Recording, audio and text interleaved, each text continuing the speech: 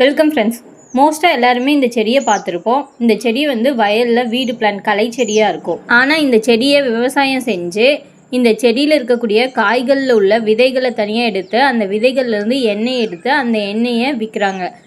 நாம் இந்த வீடியோவில் இந்த செடியை எப்படி விவசாயம் செய்கிறது அப்படிங்கிறத பற்றி பார்க்கலாம். இந்த செடியை நாய்க்கடுகு நாய் வேலைன்னு சொல்லுவாங்க. இதனுடைய English name dog mustard, Asian spider flower, tick weed, wild mustard. இதனுடைய சயின்டிஃபிக் நேம் கிளியோம் விஸ்கோசா. இந்த செடியை விதைகள் மூலமாக வளர்ப்பாங்க.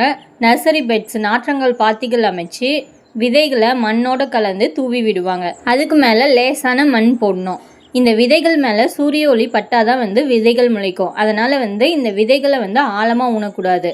இப்படி விதையை தூவாமல் விதை ஊனணும்னா 0.1 to 0.3 சென்டிமீட்டர் ஆழத்தில் விதையை விதைக்கணும். விதை விதைச்சதுலேருந்து 7 நாளுக்குள்ளே விதைகள் முளைக்க ஆரம்பிச்சிடும். விதை விதைச்சதுலேருந்து 15 to 20 நாளுக்கு அப்புறம் இந்த செடியை நம்ம வயலில் நடலாம். வயலில் ரிட்ஜஸ் அண்ட் ஃபரோ மேட்டு பாத்திகள் அமைச்சு ஒரு பாத்திக்கு இன்னொரு பாத்திக்கும் நடுவில் 45 to 75 சென்டிமீட்டர் இடைவெளியும், ஒரு செடிக்கு இன்னொரு செடிக்கும் நடுவில் 25 to 40 சென்டிமீட்டர் இடைவெளியும் விடணும். செடி நட்டதுலேருந்து 3 to 4 வாரத்துக்குள்ளே மஞ்சள் கலரில் பூக்கள் பூக்க ஆரம்பிச்சிடும்.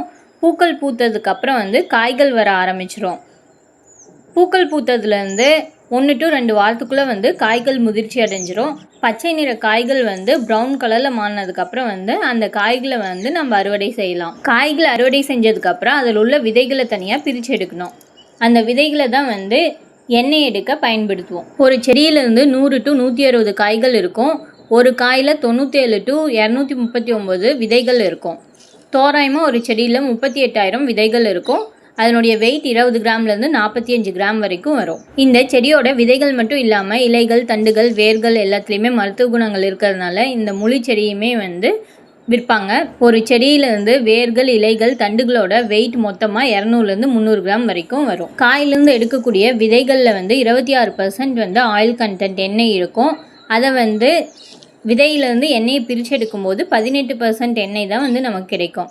அதாவது 100 கிலோ விதை நாய்க்கடுகு விதை போட்டோம்னா அதுலேருந்து நமக்கு 18 கிலோ தான் எண்ணெய் கிடைக்கும். இந்த செடியோட வாழ்நாள் 3 மாதம். நன்றி.